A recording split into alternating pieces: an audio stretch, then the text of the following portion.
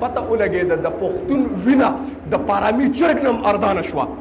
په دغه ورځ باندې د باجوړ چې کومه سانحه وشوه په دغه ورځ باندې به دونه چرګان هم نی الات شوي، دونه د چرګانو وینه به نوی ته شوي څونه چې د انسانانو او د پښتنو وینه وبهیده. تاسو ته پته ولګېده دا د چا د وجې نه؟ د حسد او بې اتفاقۍ د وجې نه. رور ته غل دی. جملې ته توجه شئ. حضرت بریده اسلمي رضی الله تعالی عنه یو صحابي دی.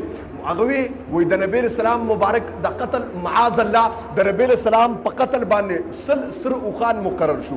هر انسان دا دغه و چې جی زب نبی اسلام مبارک قتل کوم معاذ الله، نقل کفر نه باشد چې زب د نبی اسلام سر وړم توجه غواړم. دا بریده وی را روان شوم، خو دغه ټایم کې نبی اسلام د مکې مکرمې نه سفر کړو، تقریبا 70-75 کیلومتر د نبی اسلام د مکې نه اوته ورسره ابو بکر صدیق مو. اوس توجه غواړئ د نبی اسلام دغه پسې راغلیم، قتل پسې راغلیم، د یو انسان قتل پسې راغلیم او بیا د پیغمبر بریده اسلموي چې ورنږدې شوم اس مې راغکو کسان هم راسره وو. توجه غواړم وی ابوبکر داسې ویرېده ځکه خوف طبعي په هر انسان کې خوف طبعي لکه موسی علیه السلام ته الله وی لا تخف ته مه یریږه. هغې ورته هغه جادوګران ورته بلا ماران نه ویشته نو موسی علیه السلام ګبرو شو یره غوندې پرې راله. نو خوف طبعي په هر انسان کې یا موږ تاسو وګورو یو ښه تکړه ځواني یا څوک ورته د ور شاته پټ شي وي ټا یو ټاټې وباسي غریب ټغټ وی ویرېدو. نو دا یره دا عیب خبره نه ده، دا خوف طبعي دی، دا په انبیاو کې هم شته. خوف طبعي په هر انسان کې شته. ښه جي وایي چې کله بریده را نږدې شو وی نبی صلوات والسلام مبارک ابو بکر ته وکتل رنګ بدل شو د الله رسول زمونږ د قتل د پر روان دي کافران دي. نبی اسلام مسکې کېده وی ګور ورته تا ته د نبی اسلام د اخلاقو پته نه لګېږي چې د کافر سره څنګه گفتگو کوي. وایي چې کله بریده را نږدې شو نو موږ نه تپوس کو چې محمد نومې کس پیژنې؟ نو نبی اسلام مبارک ورته مسکې کېده.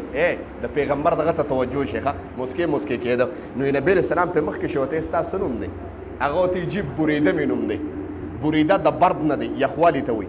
نو نبی اسلام ابوبکر صدیق ته وکتل وی کاته یخه ده معامله یخه ده جو به شوفه به خیر کې وی ښه وی د کوم ځای نه راغلی؟ هغه ورته جی د بنو اسلم قبیلې ما. نو اسلم د اسلام نه د سلامتیا ته ویل کی. اسلام ته اسلام د کی چې دا سلامتی ول دین دی ښه اسلام سلامتی ول دین دی جی. وی بیا نبی رسول الله ما ته وکتل ابوبکر صدیق وی بیا ما ته وکتل چې ابوبکر یریګه ما کاته سلامتی ول دا کار ټیک دی. وی بیا ته بل تپوس وکړه چې بنو اسلم کې خو بلا شاخونه ته د کم شاخې؟ ما ته وی جیزه په بنو اسلم کې د بنو سهم شاخې ما. سهم عربي زبان کې حصې ته وي. نو نبی رسول الله مبارک ورته وفرمایل چې تا ته خپل حصه ملو شي، هغه د ایمان حصه ملاوي. د توجه غواړم وی نبی رسول الله مسکې کېده. ما ته وی چې تا ته خپل حصه ملو شي. نو ما ورته وی کوم د زما حصه رو باسه کنه؟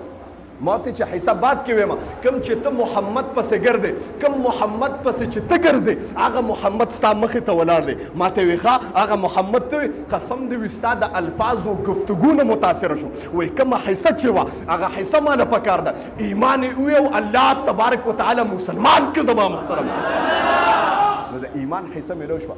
نبی اسلام د یو کافر سره داسې گفتگو وکړه داسې خبرې ورسره وکړې زما محترمو چې هغه په ایمان رولو باندې مجبور شو. زما محترم نن ته د مسلمان سره څنګه خبرې کوې؟ تا ته پته ده ته چې د مسلمان سره گفتگو کې نو ته به د مخاطب ته ګورې چې دا ماشوم دی نو د هغه د لیول موافق خبرې وکړه. که دا مشر دی نو د د سپینو ډکو لحاظ وکړه. که دا پټکي والا مولوي صاحب دی نو د هغه د پټکي او د مصلې لحاظ وکړه. دا ایمان دی. دا څه دی؟ نبی اسلام مبارک فرمایي ان احب الاعمال الى الله تعالی. جمله ته توجه شه. ان احب الاعمال الى الله تعالی الله ته محبوب ترین شی په اعمالو کې څه شی دی؟ الحب فی الله د الله د رضا دپاره محبت کول دی. والبغض فی الله او د الله د رضا دپاره یو انسان سره بغض کول دی. یو انسان سره به محبت هم کې. داسې خلک چې هغه د علماو سره د الله د رضا دپاره محبت ساتي. نبی علیہ السلام جمله وفرمایله فقد استکمل الایمان دا انسان ایمان کامل شو. د ما محترمو اوس وګوره چې د علماو سره د الله د رضا دپاره محبتو نو دا د دې ته اشاره ده چې ایمان کامل دی. او که د اجراګانو سره محبتو دا د دې علامه ده چې دا فاسق او فاجر دی. دا فاسق او فاجر دی. اوس نوجوانان وګوره د علماو دونه تمیز نه کوي، د علماو دونه احترام نه کوي چې څونه به د مسمردان احترام کوي. د علماو به دومره احترام نه کوي چې څومره به د اجراګانو احترام کوي. هلکه جي موټر ورپسې راولي دلته جي هغه ځان سینګار کي موټر ورپسې راولي، په احترام او په عزت باندې راولي، په تندو په مخونو باندې ښکلوي، په موټر کې په عزت او په احترام بوزي. هلته جي پروګرام وکړي وګډېږي، ټوله شپه بدکاري وکړي، بربند شرابونو هلکه زناګانو کې شپه تېره کړي، واپس یې په عزت باندې خپل ځای ته راولي. نو پته ولګېده